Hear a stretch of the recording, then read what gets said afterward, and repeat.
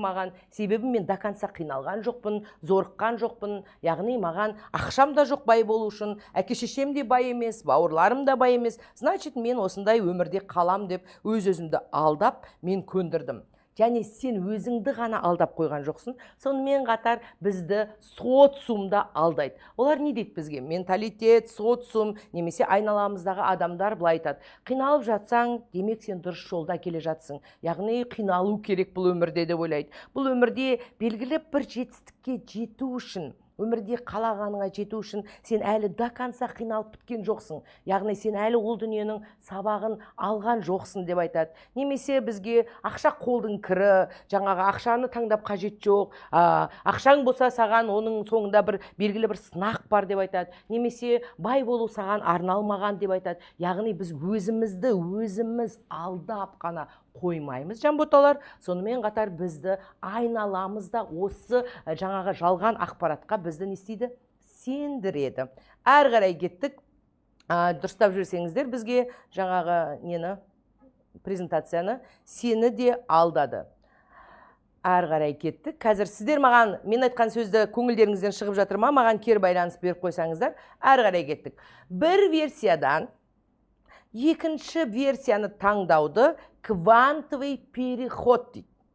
Яғни, жанботалар, осы жерде бір ақиқатты ұқсаңыздар.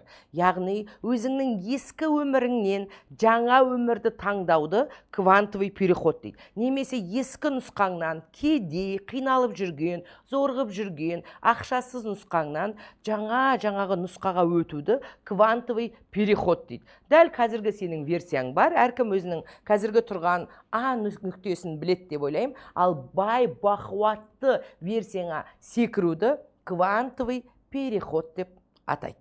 Кім өзінің жаңа версиясына квантовый переход жасап секіргісі келеді, осы жерде маған, жанботалар, кері байланыс беріп қойыңыздар. Кім өзінің жаңа версиясына секіргісі келеді? Яғни ескі нұсқасынан қазіргі мынау ескі өмірін артқа лақтырып тастап, көзін жұмып белгісіздікке қарай, бұрын болмаған жерге, бұрын бармаған мекендерге, бұрын таппаған ақшасына, бұрын жаңағы өтпеген өміріне қарай кім секіргісі келеді? Осы жерде маған кері байланыс беріңіздер. Мен сіздерге қазір оны қалай секіріс жасайтындығын осы жерде сіздерге асықпай түсіндіретін болам. Кім өзінің жаңа версиясына квантовый переход жасағысы келеді? Кері байланыс беріп қойыңыздар.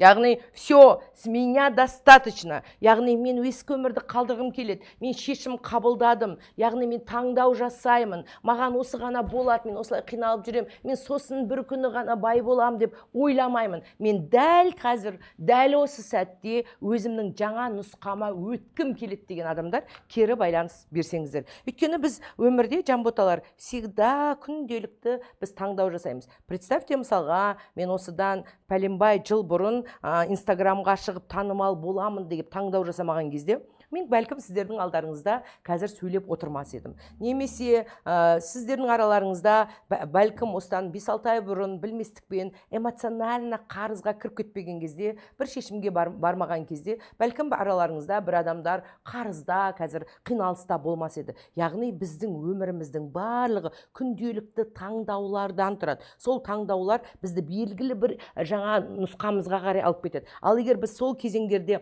дұрыс шешім, дұрыс таңдау жасай білгенімізде, біз бәлкім мүлдем басқа бағытқа қарай, мүлдем жаңа версиямызға қарай өтетін едік. Сондықтан өмір күнделікті таңертең тұрғаннан бастап кешке шейін біздің таңдауларымыздан тұрады. Және мен сіздерге жаңа ең квантовый скачоктың негізгі құпиясын айттым. Қаншама әлемнің ұстаздарына барып, қаншама білім алып ұққан кезде, мен сол сөзді өзімнің миыма сендіре алмай қойдым. Қалай дедім? Маған айтты ұстаздарым: сенің бай, бақуатты нұсқан қазір тұр деді. Сенің жаңағы ақшалы нұсқан, пәтері бар нұсқан қазір тұр деді. Ол нұсқаға айналу үшін сенің ішкі әлемің өзгеру керек деді. Мынау нұсқа сенің қазіргі ойларың, Қазіргі сезімдерің, қазіргі әрекеттерің, қазіргі сенің тұжырымдарың осы өмірді ғана, осы тағдырды ғана тарта береді деді. Ал егер сен өзіңнің ескі нұсқаңнан жаңа нұсқаға қарай секіру үшін сенің ойларың басқа болу керек, сенің сезімдерің басқа болу керек, сенің әрекеттерің басқа болу керек деді.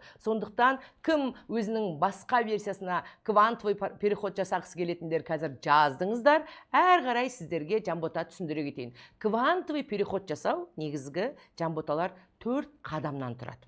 Осы жерде прям терең назар аударсаңыздар. Маған мұқият назарыңызды бұрыңыз, Жанботалар. Яғни квантовый переход жасау үшін біз мынау көрдіңіздер ғой лестницаны. Осы лестницамен көтерілген сияқты нақты 4 қадамды жасауымыз керек. Біріншісі, өзіміздің басқа версиямызбен біз танысуымыз керек, және өзіміздің басқа версиямызды таңдай алуымыз керек. Яғни біз көпшілігіміз өзіміздің жаңағы армандаған версиямыздың ішкі әлемі қандай екенін білмейміз. Мысалға қараңыздар, сіздердің көпшіліктеріңіз тұрмысқа шыққыңыз келеді делік, немесе сіз үйлі болғыңыз келеді делік, яғни немесе сіз машина алғыңыз келеді дедік. Сіз қазір А нүктесінде тұрсыз, Б нүктесінде сіздің басқа версияңыз бар. Неліктен сіз бұл заттарды алғыңыз келеді? Өйткені ішіңізде бақытты, ғажайып сезімді сезінгіңіз келеді. Яғни машиналы, ақшалы сіздің версияңыздағы ішкі сезімдер мүлдем басқа болып табылады. Яғни сіздің бақытқа жеткен нұсқаңыздағы ішкі сезімдер, ішкі күй, ішкі состояние мүлдем басқа болып табылады. Сіздерге осы жерде бір гениальный сұрақты Жанботалар қойғым келеді. Сіздің басқа версияңыздың ішкі сезімдерімен танысқыңыз келе ма? Ол версияңыздың іші қандай болатынын танығыңыз келе ма? Және осы версияны таңдағыңыз келе ма? Мен сіздерге қайталап айтамын. Прям мені мұқият тыңдаңыздаршы, мен өзімнің жалпы езіп айтатын ақпаратты әдетім бар. Қазақша айтқанда ауызға шайнап тұрып түсіндіретін. Мысалға, бұрын Мақпал болды. Қарызы көп, ақшасыз, жаңағы үнемі балаларын қайда оқуға түсіретін білмейтін, сол қам көңіл Мақпалдың іші басқа болды. Қазір жетістікке жеткен, балалар шетелде оқитын, әлемді саяхаттайтын, ақшалы Мақпалдың ішкі состояниесі басқа. Яғни өзіңіздің бақытқа жеткендегі ішкі состояниеңізбен танысқыңыз келе ма? Сол сезімдерді сезініп көргіңіз келе ма? Және өзіңіздің жаңа нұсқаңызды таңдағыңыз келе ма? Осы жерде маған осы сұраққа жауап бере кетсеңіздер. Екінші, квантовый переход жасау үшін Жанботалар іште абсолюттік тыныштық деңгейіне өту керек. Яғни біз ішімізде үнемі әртүрлі реакциялардан тұрады. Мысалға, өмірде бір қарыз келіп қалса, ішіміз ойбай мен бейшарамын деген сезім бізді алып кетеді. Немесе өмірімізде бір кедергі келіп қалса, ойбай деп соған байланысты қайғыруға біз батып кетеміз сол эмоциямызға, яғни сол ямаға түсіп кетеміз. Немесе бізді біреу сыртымыздан бір сөз айтатын болса, яғни біз не істейміз? Сол нәрсеге байланысты күйгелектенеміз, ашуланамыз. Абсолютті тыныштық деңгейіне жету деген, яғни қазақша мен сіздерге түсіндіретін болсам, маңқ етпеу. Яғни сенің ішіңде, представь, сенде Жанбота Аватар деген фильмді барлықтарыңыз көрген шығарсыздар, иә? Сол фильмді айтады: океан внутри, океан снаружи дейді. Яғни біздің ішкі әлеміміз бар, яғни ішкі әлемімізде біздің ойларымыз бар. Әрәгідік біздің басымызға күнделікті үздіксіз ойлар келеді. Біздің ішкі әлемімізде көтерілетін сезімдеріміз бар. Біздің ішкі әлемімізде көтерілетін эмоциялар бар. Яғни біздің ішкі әлемімізде восприятиеміз бар. Біздің ішкі әлемімізде реакциялардан тұрамыз. Барлық нәрсеге реактивныймыз. Осы ішкі әлемдегі реакцияны дұрыстау, яғни абсолюттық тыныштыққа келу. Сенің жаңағы әртүрлі өмірде болып жатқан оқиғаларға реакция бермеу, спокойно қабылдау. Осы квантовый переход жасау үшін сенің ішіңде всегда тишина тұру керек. Енді және квантовый переход жасау үшін Жанботалар үшінші қадам кванттық порталды ашу деп аталады. Бұл кванттық порталды ашу деген не? Квантовый переход жасау үшін Жанботалар әрине әртүрлі инструменттер бар, иә? Соның ең основной инструменттерінің бірі ол медитация болып табылады. Яғни медитация кезінде біз көзімізді жұмып, мынау қараңғылыққа қарап отырамыз. Сол қараңғылыққа қарап отырған кезде, даже көздеріңізді жұмып тыңдасаңыздар бар, көп адам мына қараңғылықтан қорқады.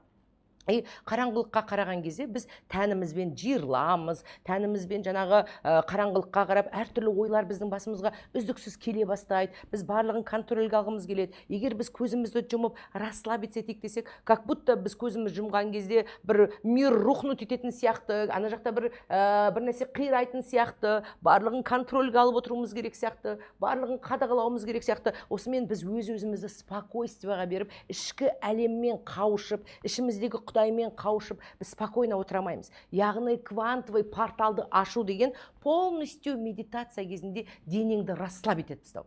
Дене блаженный состояниеға жету керек. Яғни дене толық расслабиться ету керек, кәдімгідей жіберу керек. Мен сіздерге бір құпияны айтқым келеді, жанботалар. Біз дәл қазір өмірден өтіп кетсек те ештеңе өзгермейді, жизнь будет дальше продолжаться. Сондықтан научитесь переключиться мынау үнемі стрессте жүретін ойларыңнан, үнемі барлығын контрольге алғың келетін өзіңнің болмысыңнан бір сәтке тыныштыққа, денеңді блаженствоға келу. Сондықтан қараңғылыққа қарап, назарымызды өзімізде ұстап отырамыз, назарымызды дыханиямызға қарай бұрып отырамыз. Сол кезде бізге ойлар келеді, бірақ біз ойлармен алыспаймыз. Мягко ойларды қайтарамыз да, қайтадан назарымызды өзімізде ұстап, біздің міндетіміз денемізді толық қанды расслабить етіп тастау. Сол моментте біз не істейді? Біздің сознаниеміз, яғни біздің есіміз, санамыз кеңістікке қарай ұша бастайды. Мұны доктор Джо Диспенза өзінің ғылыми еңбектерінде дәлелдеп тастаған. Медитацияның қаншалықты адамның санасын шарықтататынын, қаншалықты медитацияның адамның санасын ұшыратынын. Яғни медитация кезінде біз негізі мынау кішкентай денемізге кіріп алған кішкентай маленький емеспіз. Біз шексіздікпіз. Өзіміздің шексіздігімізбен қауышып, полностью ұшқан кезде біз жоғары вибрацияға қарай көтерілеміз. Мұны доктор Джо Диспенза өзінің еңбектерінде былай айтады. Яғни біз полностью жібердік. Көп адам қорқады өзін жіберуге, өйткені ойлайды, мен қазір полностью теламды отпускать етсем, мен өліп қалуым мүмкін деп. Жанботалар, сіз өлмейсіз, сіздің есіңіз кетпейді, сіз просто ес болып ұшасыз, сана болып. Сол ұшқан кезімізде жоғарғы квант кеңістігінде, жоғары жақта мүмкіндіктер дәл қазір тұр. Сіздің армандаған үйіңіз дәл сол жерде тұр. Сіз армандаған көлік дәл сол жерде тұр. Сіз армандаған тұрмысқа шығу дәл сол жерде тұр. Сіз армандаған айлығыңызды көтеру дәл сол жерде тұр. Сіздің вибрацияңыз жоғары, сіз өзіңіздің за пределы себя дейді. Яғни мақпал, қорқақ мақпал, уайымшыл мақпал, өмірден түңілетін мақпал, ақшам болмай қалама деп үнемі мазалана беретін мақпалдан мен шықтым да просто тишинаға айналдым. Тыныштыққа, абсолютті тишинаға айналып, просто шыққан кезде біз мынау жоғарғы жаққа қарай сигналды береміз. Яғни біз жарық жағамыз, міне мен бармын деп. Сол кезде мүмкіншіліктер бізге қарай не істейді? Тартыла бастайды. Яғни ол мүмкіншіліктер төменгі вибрацияда жанботалар жоқ. Ол үшін біз денемізді толық расслабьтесь. Яғни мен өзімнің сабақтарымда үнемі айтатын сөзім жанботалар расслабьтесь. Сен жанталасқанмен, Джо Диспенза айтпақшы, форсировать еткенмен, шыңғырғанмен ештеңені өзгерте алмайсың. Расслабься. Яғни бұл Құдайға өзіңді тапсыру, полностью абсолюттік шексіздікке өзіңді тапсыру. Яғни оның шексіздіктің, источниктің бір бөлшегі екенін біліп, өзіңнің телаңды берген кезде Құдайдың құдіретімен осы квантовый портал ашылады да, божественный энергия бізге өтіп, яғни Джо Диспенза айтпақшы, мүмкіншіліктер сені өміріңе өзі іздеп келе бастайды. Медитацияда осы нәрсені жасағаннан кейін сен ұмытасың да, одан кейін медитациядан шыққаннан кейін өзіңнің қалыпты өміріңді сүре бастайсың. Құдайдың құдіретімен, жанботалар, просто осы нәрсені өмірлеріңізге енгізіп көріңіздер. Құдайдың құдіретімен саған бір адам өзінен өзі алдыңнан шығады да, саған жаңа мүмкіндіктер ұсынады, бір бизнеске байланысты күтпеген жерден ғаламат идея келеді. Немесе сенің бір жаңағы танысың, жаңа бір бизнес идея айтуы мүмкін. Менің өмірімде мысалға мен 1 миллиард доллар жасаған, 1 миллиард теңге жасаған кезінде осы медитацияны 1 миллиард теңгеге арнап жасадым. Күнделікті отырып, мен 1 миллиард теңге тапқанымды, оны бәрін осы жаңағы медитация кезінде сезіндім. Одан кейін мен ол медитацияны ұмытқаннан кейін көп замай менің танысым бір супер продюсер бар. Сізбен жұмыс істесе бола ма деп, сол продюсермен мен танысып, яғни өзіңіз ұсыныс айтып көріңіз, сол продюсер сізге көмектеседі деп, мен сол продюсермен жаңа мүмкіндіктердің есігі ашылып, күтпеген жерден мен өмірімде 1 миллиард теңге табыс таптым сол жылы. Сондықтан, яғни сен егер өміріңде болмаған,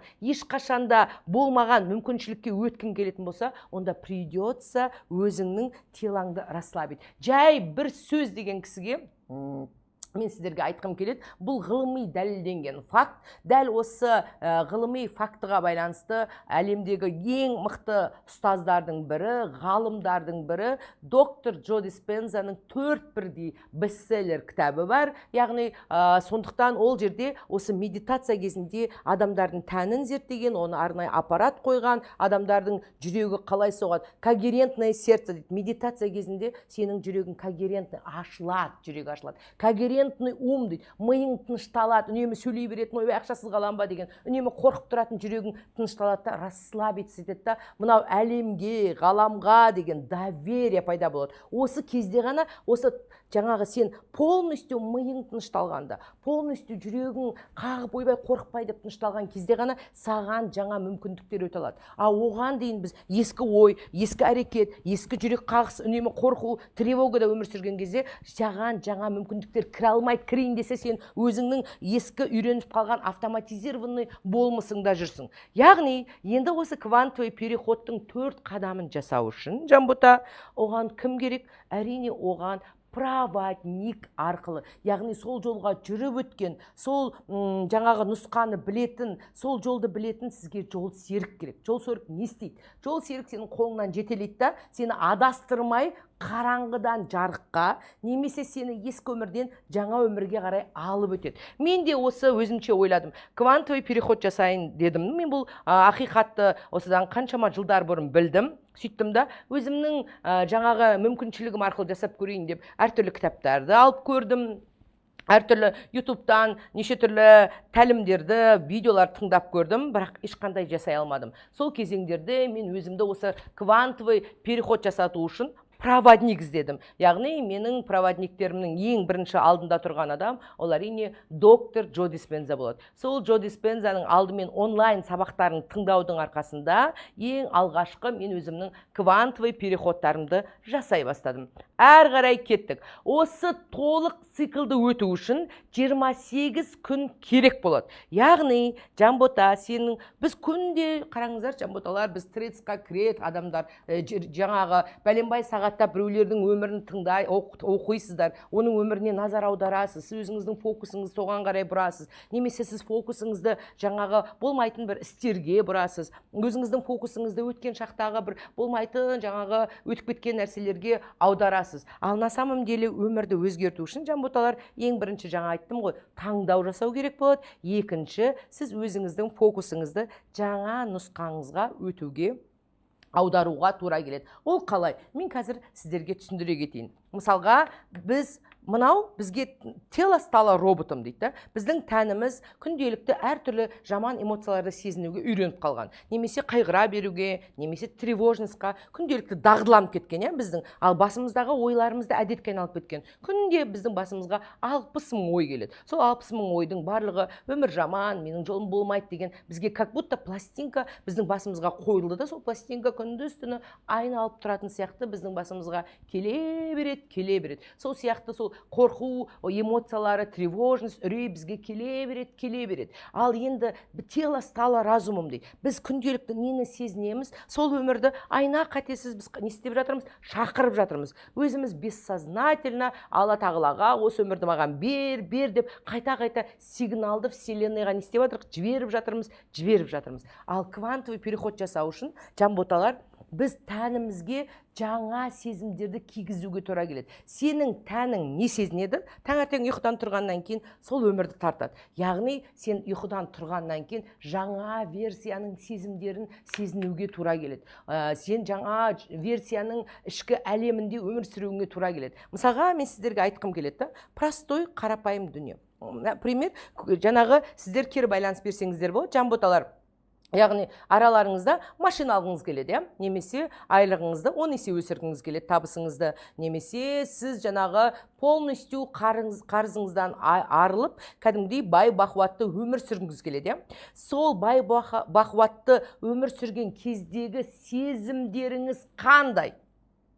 Қазір осы сұраққа жауап беріңізші. Сол сезімдерді күнделікті сезінуімізге тура келеді. Ол үшін это называется жалпы квантовый переходтың негізгі ілімінде запись тела дейді. Мына телаға біз нені кигіземіз, нені жазамыз, сол дүниелердің барлығы біздің өмірімізде орындалады. Яғни ұйқыдан тұрғаннан кейін осы киімді киюге бай бақуатты адамның сезімдерін өзімізге қайта кигізуімізге, сезінуімізге тура келеді. Оны сіз бір-ақ күнде үйрене алмайсыз. Даже простой қарапайым дағды. Сіз тісіңізді башқаша жууды үйренгіңіз келетін болса, осы дағдының өзін үйрету үшін сізге бірнеше мәрте мына тәнге үйретуіңізге тура келеді. Кішкентай кезімізде бізге кәдімгідей асықпай баппен қалам ұстауды, жазуды ұстаздарымыз үйретті ғой. Тура сол сияқты тәніңізге жаңа версияда өмір сүруді үйрену үшін сізге 28 күн керек болады.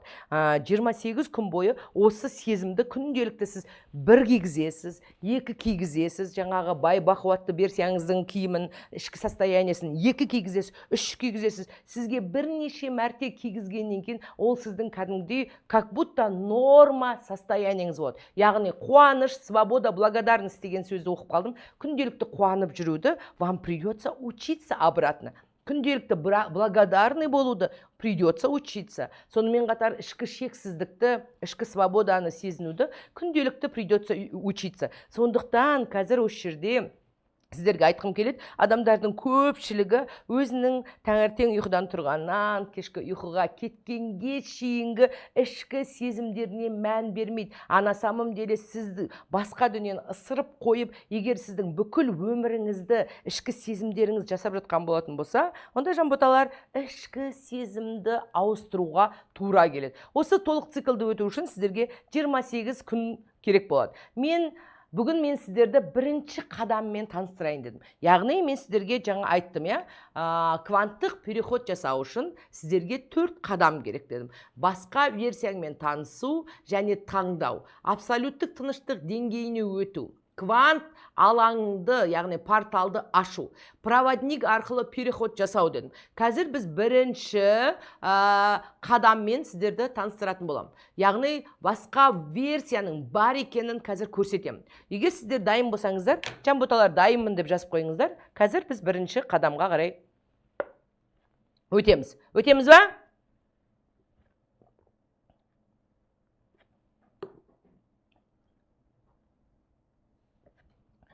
Сіздің, представьте, мысалға жаңағы мынаны көрсетіп жіберіңіздерші, міне.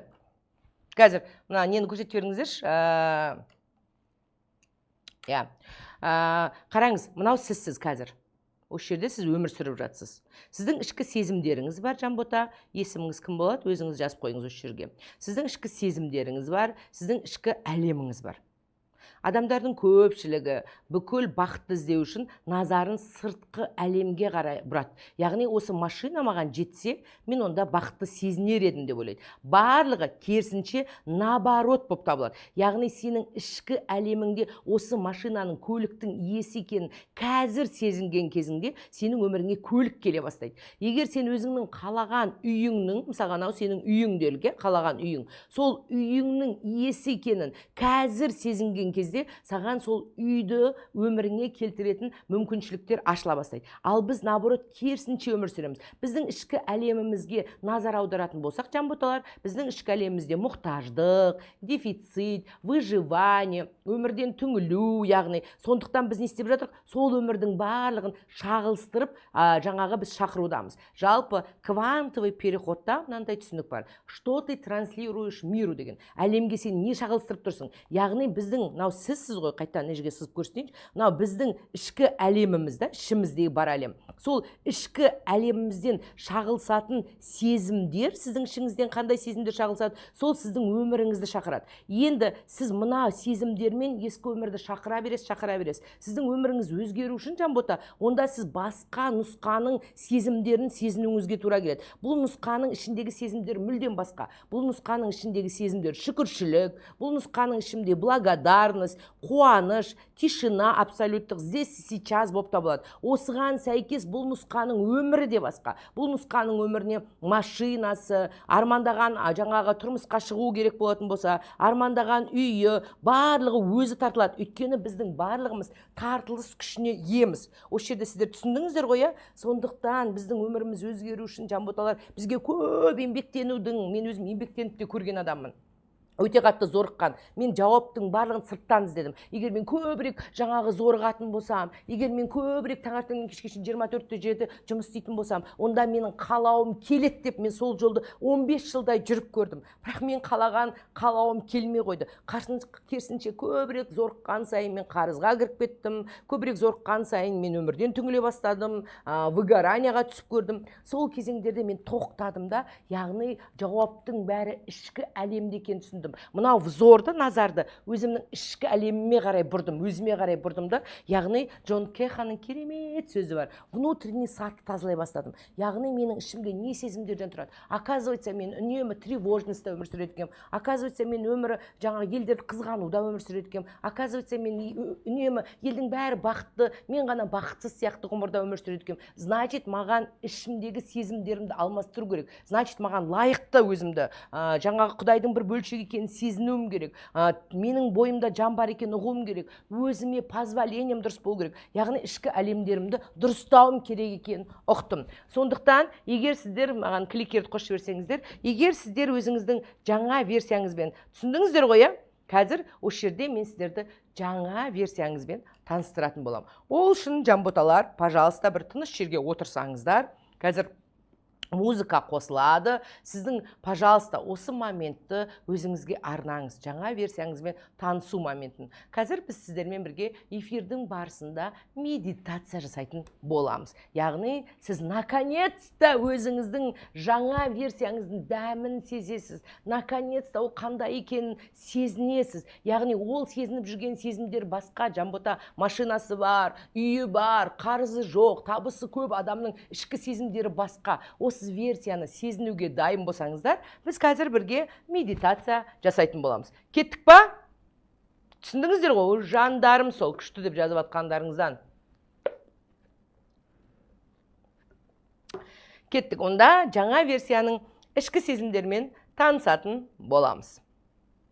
Сондықтан жанботалар, бүкіл жауап біздің ішімізде, яғни біздің ойымыз өзгеру керек, ойлау мышлениеміз өзгеру керек, біздің ішкі сезімдеріміз өзгеру керек. Қазір біз жаңа версиямен осы жерде танысатын боламыз. Музыку, дорогой.